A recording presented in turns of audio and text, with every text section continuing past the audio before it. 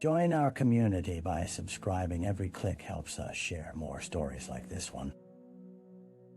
The introduction. It was a typical autumn morning in the quiet town of Maplewood. The kind of place where neighbors greeted each other on the sidewalk and children bicycled down tree-lined streets. Yet, on October 14th, 1995, the serenity of this seemingly idyllic community was shattered. The sun, which had lazily stretched itself across the horizon, was now obscured by heavy clouds, as if the sky was already mourning the events that were about to unfold. At 7:00 a.m., the smell of freshly brewed coffee wafted through the air as residents prepared for their day. Here, life moved at a comforting pace, punctuated by soft greetings and the occasional bark of a dog. On the outer edges of town, nestled against the backdrop of a sprawling forest, stood Maplewood High School, a place of learning and growth, filled with bustling hallways echoing with laughter. But that morning, the laughter would soon turn to fear. The school's hallways were alive with anticipation for the annual homecoming game, a beloved tradition that brought the community together. Unbeknownst to the students and teachers, their seemingly routine day would become forever marked by dread.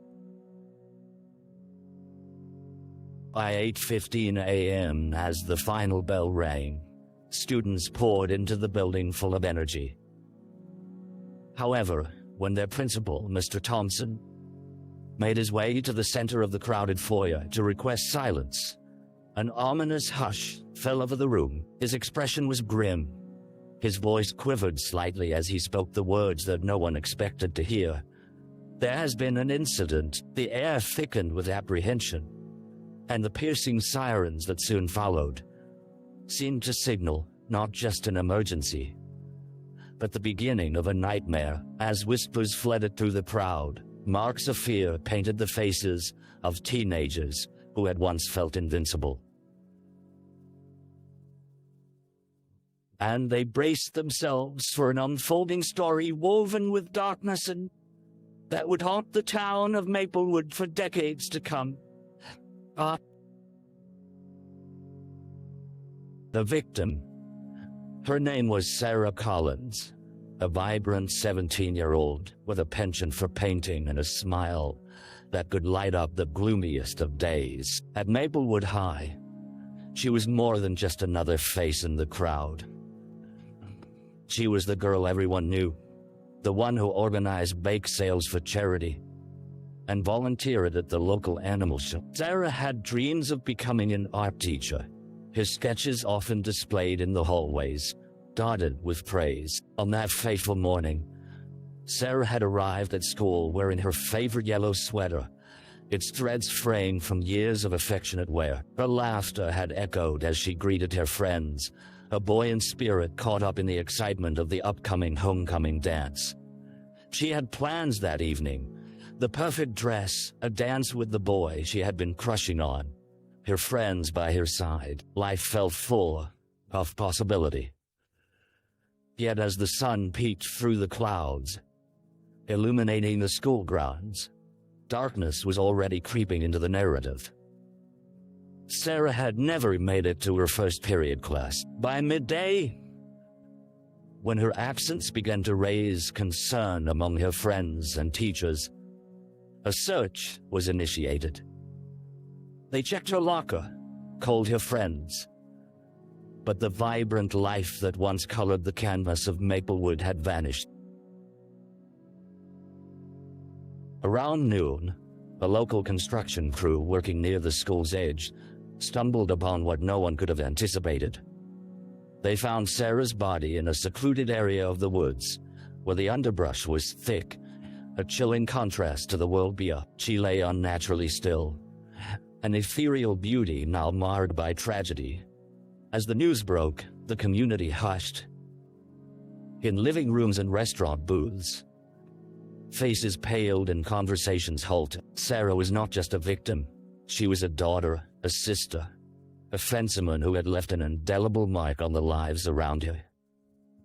The sense of loss swept through Maplewood like a bitter wind. The peaceful facade of the town was irrevocably fractured, leaving behind questions that would linger long after the storm had faded. The crime scene, as the sun dipped lower in the sky, casting long shadows through the tangled branches of Maplewood's forest, the air became dense with tension and disbelief. Upon discovering Sarah's body, the construction crew quickly dialed 911, their hands trembling as they relayed the chilling information. Within minutes, the serene backdrop of the forest transformed into a chaotic scene where police sirens pierced the heavy autumn air. Detective Karen Holbrook, a seasoned investigator known for her keen instincts, arrived at the site just after the police secured the area. The sound of her boots crunching against the brittle leaves mingled with the distant murmurs of her colleagues. John Riley, a rookie officer, noted the unnerving quiet as they approached the crime scene. The picturesque woods splashed with oranges and reds betrayed nothing of the horror that had unfolded beneath the canopy. Sarah lay a few feet from the path, her yellow sweater stark against the muted browns and greens of the forest floor. The detective squatted beside her, taking in the grim tableau. Sarah's body was positioned unnaturally, and there were indications of a struggle, a clump of tangled hair caught in a nearby branch, a scuff mark in the soft earth. Holbrook noted the relaxed expression on Sarah's face, a painful juxtaposition to the chaos surrounding her. As forensic teams worked diligently to gather evidence, the detective remained alert, instinctively scanning the area for any sign of the perpetrator. A chill ran through her as she spotted a glimmer among the underbrush, a silver bracelet, elegant yet simple. That didn't belong to Sarah.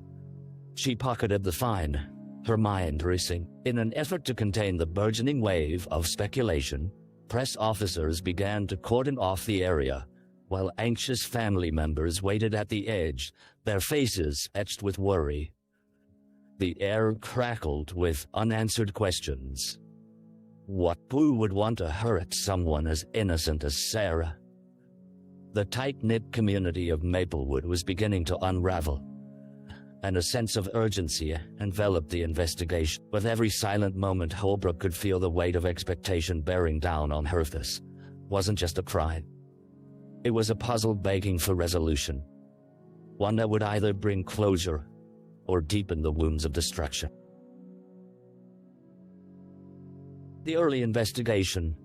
In the days following the tragedy, the town of Maplewood was enveloped in a thick fog of disbelief. Schools offered counseling to help students cope, while storefronts displayed hastily made signs reading "Justice for Sarah." Meanwhile, detectives began piecing together the fragments of a case that demanded attention amidst the palpable grief. Detective Holbrook scheduled interviews with Sarah's close friends first, knowing that their insights would be crucial. She sat at a small table in the school's conference room, where the walls were adorned with school spirit posters and art. 6 teenagers entered, a gaggle of angst, tears, and confusion visibly weighing on them. Holbrook introduced herself with a reassuring tone, encouraging them to share wherever they felt comfortable. She was so excited about the dance. Her voice quaked as she recalled their discussions the nights before. We were going to make it the best night of our lives. The other girls nodded, eyes glistening with unshed tears. Holbrook took notes diligently, probing gently, steering the conversation towards the last time they saw Sarah. Did she mention anyone she was worried about? Any fights, arguments, or troubling interactions? Silence filled the room, punctuated only by the soft rustle of tissues being pulled from a box.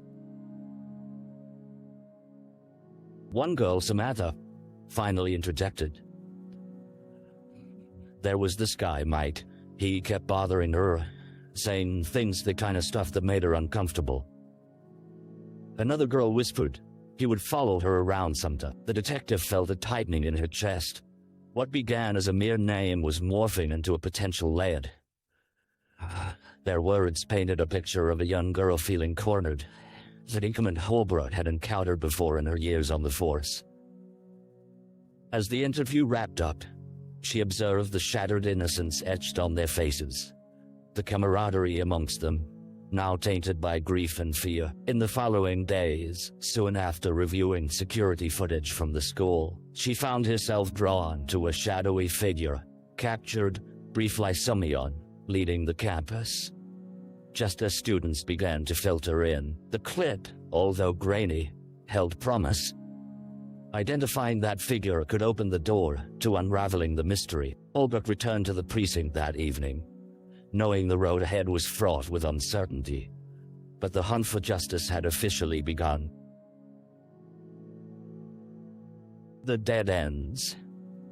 As the first week since Sarah Collins' death waned, the urgency to solve the case transformed into an insidious pressure. Detective Holbrook assembled her evidence board. A chaotic web of notes, photographs, and the grainy image of the shadowy figure. It should have felt like progress, but each thread unraveled into a frustrating tangle. Every lead the team pursued turned cold, as if the town itself was drinking in their efforts, swallowing them whole. Surveillance footage from nearby shops showed nothing except mundane foot traffic, and interviews with classmates yielded a range of characters, but not the crucial one they needed. Holbrook felt the weight of deadlines and unanswered questions, her colleagues whispering about the growing concern in the town, about the investigation's pace. The recent interview with Mike, the boy who had allegedly made Sarah uncomfortable, had been particularly disheartening. He was cocky, defensive, and shrouded in indifference, claiming he barely knew Sarah, that she was just a girl. His alibi for the night of the incident checked out, and under the pressure of Holbrook's questioning, he laughed. Unbothered. You're not seriously thinking I'd hurt her? It's ridiculous. The tension weighed heavily in the precinct, evidenced by officers snapping at each other over trivial matters. Holbrook called for a meeting. We have to shift our strategy. She began, looking from one weary face to another. Time is not on her side. Later that evening, Holbrook sat alone at her desk, replaying what she knew over and over again. The silver bracelet she had pocketed from the crime scene still puzzled her. She rummaged through local missing person reports and jewelry thefts, but it yielded no connection. By midnight, the familiar hum of paperwork was replaced with silence, the dreary feeling of stagnation creeping in. Holbrook stepped outside for some fresh air, the cool night puncturing the suffocating pressure.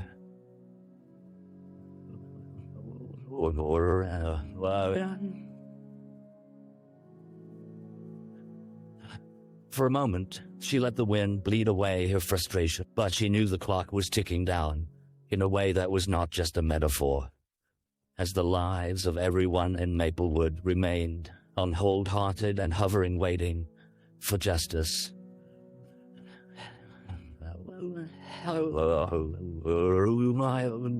She fought against the ever-deepening shadows of uncertainty.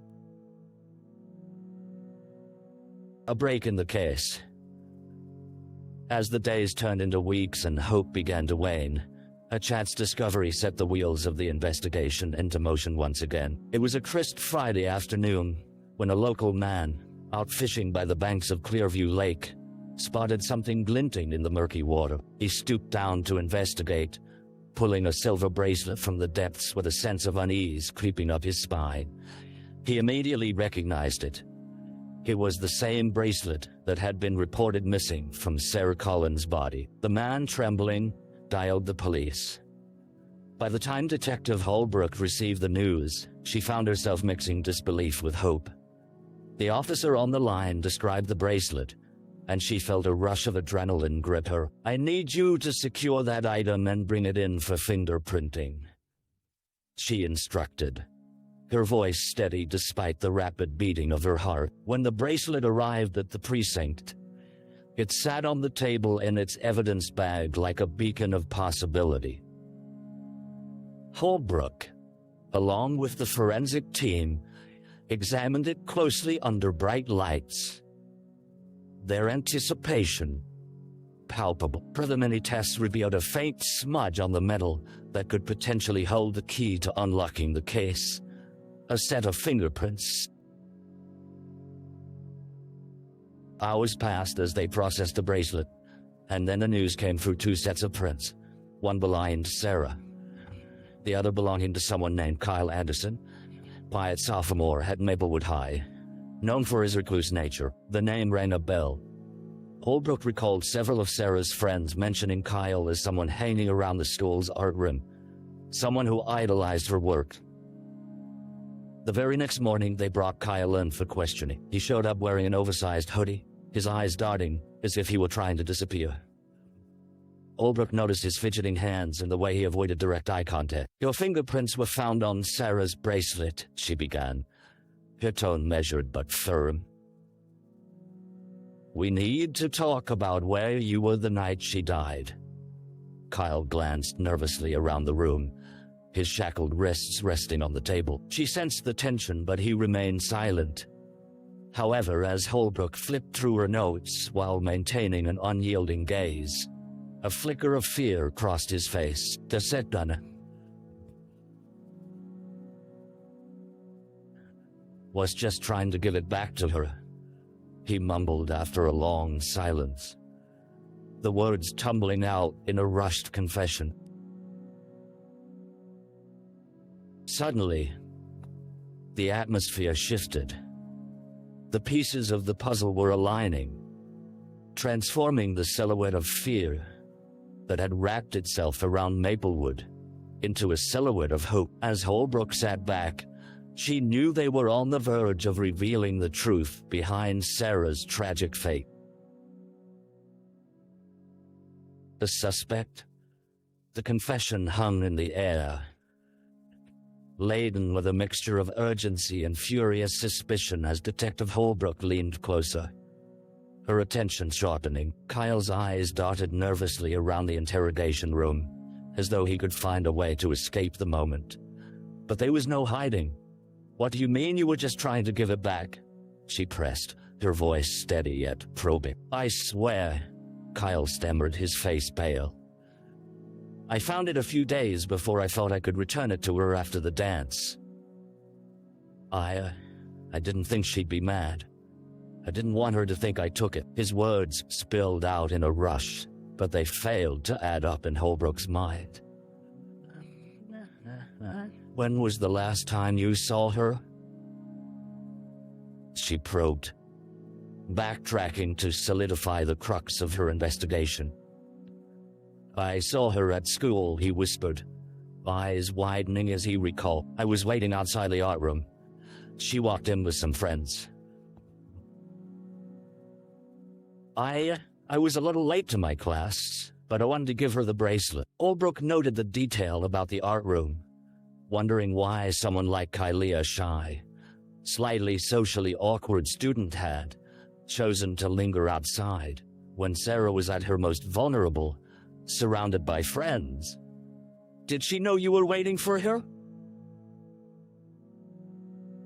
Kyle shook his head, clearly agitated now.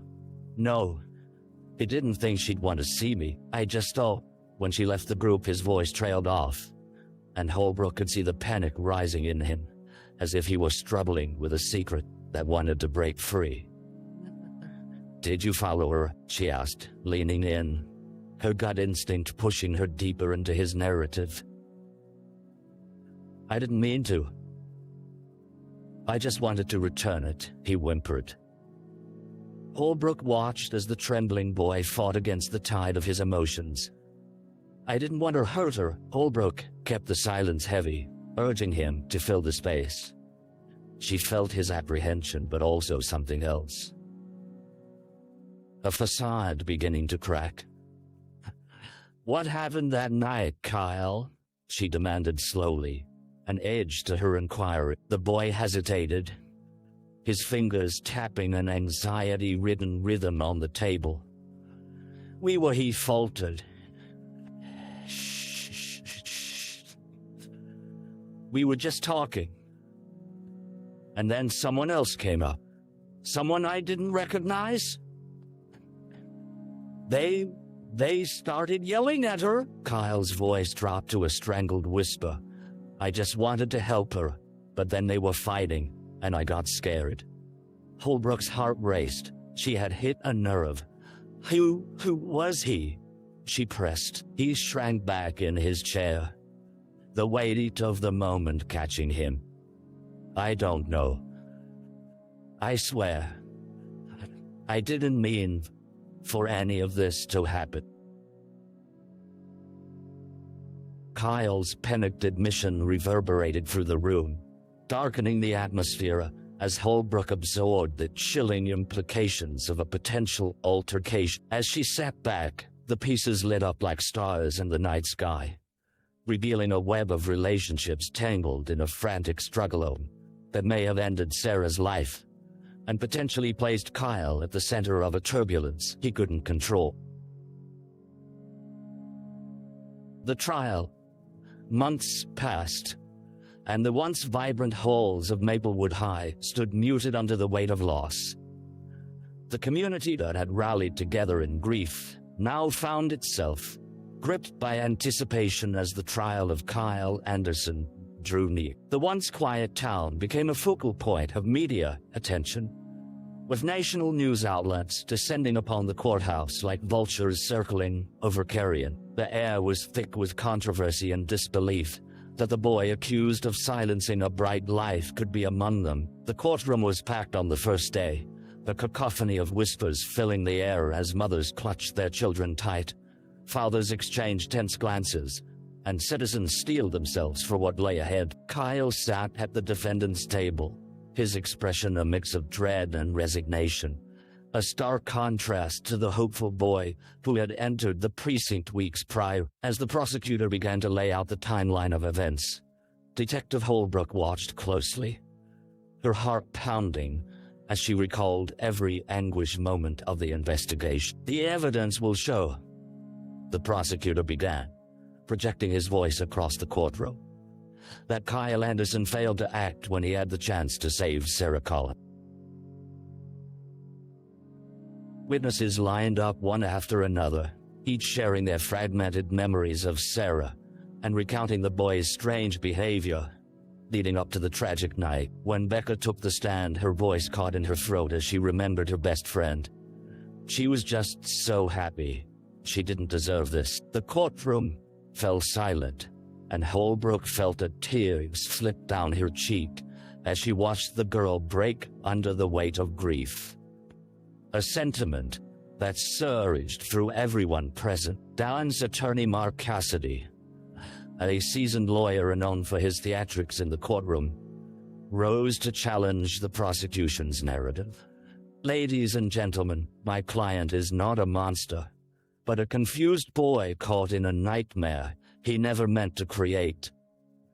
He painted Kyle as a misunderstood soul, fixating on the idea that he had no motive, no intent, just a misguided crush gone awry. As the days dragged on, the atmosphere in the courtroom shifted with mounting tension. The psychological toll on Kyle was palpable, manifesting in the way he fidgeted with his hands during cross-examinations, his wide eyes glancing toward the jury as if pleading for understanding. Holbrook knew the evidence didn't support the defense's claims. It could only tell a partial story. The final day culminated in Holbrook returning to the witness stand, where she relied on her experience to articulate the heart of the matter. Kyle Anderson may not have intended harm, but he didn't act in an emergency. And in doing nothing, he let darkness take over. As the gavel fell, the jury retired to deliberate. Holbrook's heart raced, pounding with anxiety and anticipation. The verdict would not just determine Kyle's fate, but would serve as a reflection of the community's wounds, healing or deepening them, depending on the outcome. Hours passed, each moment stretching into eternity, until the door swung open. Then the jurors shuffled in, expressions unreadable. The air in the room was electric with tension, and as the foreman read the verdict aloud, we find the defendant guilty. A collective breath escaped the spectators. Relief and grief intermingled, leaving Maplewood forever changed, divided by the echoes of a tragedy that had touched every corner of their lives. The aftermath. As the gavel echoed through the courtroom, signifying the conclusion of the trial, the aftermath was immediate and complex. The guilty verdict against Kyle Anderson reverberated through Maplewood, igniting a spectrum of emotions among its residents. Some felt a sense of justice, a hard-fought resolution to a crime that had forever altered their time, while others grappled with the remnants of confusion and sadness that hung in the air like a heavy fog. In the days that followed, the community banded together once more. Yet, the unity felt fragile. Becca and Sarah's close friends organized candlelight vigils to honor the light Sarah had brought into their lives, each flickering flame a tribute to her memory. They stood together, hand in hand, a grief palpable as they spoke of a girl who possessed dreams and kindness, a stark contrast to the horror that had overshadowed her life. Meanwhile, the Anderson family faced their own turmoil. The community, once welcoming and warm, now eyed them with suspicion and hostility. Kyle's parents were seen as pariahs, forced to bear the brunt of social ostracism that rippled through town. Rumors circulated about their character, whispers turned to accusations, and soon their home bore graffiti and insults, symbols of communal outrage that left a bitter taste in the air. Detective Holbrook continued to monitor the aftermath even as the case lingered in her thoughts. She attended the vigils and observed the palpable grief, reminding herself of her duty not just to uncover the truth but to aid in the healing process. Yet, she struggled with her own emotions. Was justice truly served? Or had it only masked deeper underlying issues that needed resolution? As winter settled over Maplewood, the town began to heal, albeit slow. A year later, a memorial was erected in Sarah's honor, a colorful mural capturing her artistic spirit that adorned the walls of the high school she loved. It became a sacred space for students to gather and remember not just the tragedy but the life that was lost too soon. Holbrook visited the mural often, reflecting on the complexity of life and the fragile nature of youth. He understood that while the verdict brought some closure, a chasm still remained. The whispers of uncertainty would remain part of the town's tapestry. Shadows cast by a haunting memory in which love could be found, intertwined with fear, and innocence forever changed. In those quiet moments, as she watched students engage with the colorful artwork, Holbrook resolved to remain vigilant, protecting the community she had grown to love. Changes felt inevitable as Maplewood trudged forward into a future marked by both loss and resilience. A reminder that healing takes time, and that even in darkness, flickers of light can illuminate the path ahead. Reflection. As the seasons shifted from winter to spring, Detective Karen Holbrook found herself contemplating the profound scars etched into Maplewood's collective memory. The trial's conclusion had closed a crucial chapter, but it also opened another filled with questions that demanded resolution. Sitting on the porch of her modest apartment, she watched the budding flowers outside, their delicate petals unfurling an unsettling reminder that life moves forward. Yet the weight of grief remains ever present. Many evenings were spent reviewing case files, not for closure, but as a way to keep Sarah's story alive. Holbrook often visited Sarah's mural, now a vibrant homage filled with flowers, laid by those who loved her. Students spoke reverently of her artistic spirit, sharing laughter and stories, creating a space where her light could never fade completely. But the journey of healing, she realized, was not linear. It twisted and turned like the winding roads of Maplewood, filled with beauty and pain. She witnessed families grappling with their own narratives, Andersons, isolated and fractured. Each person had their truth, and the need to reconcile past sorrows loomed large.